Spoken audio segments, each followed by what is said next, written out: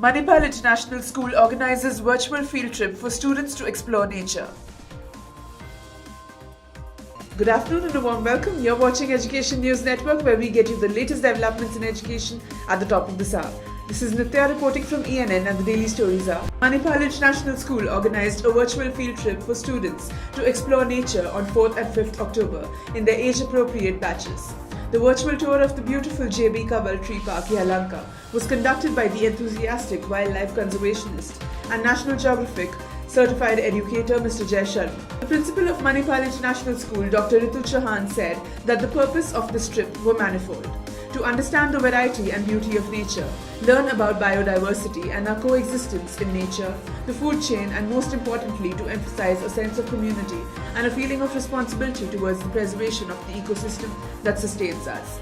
Our students explored the butterfly garden with the sight of beautiful butterflies and through the dense forest.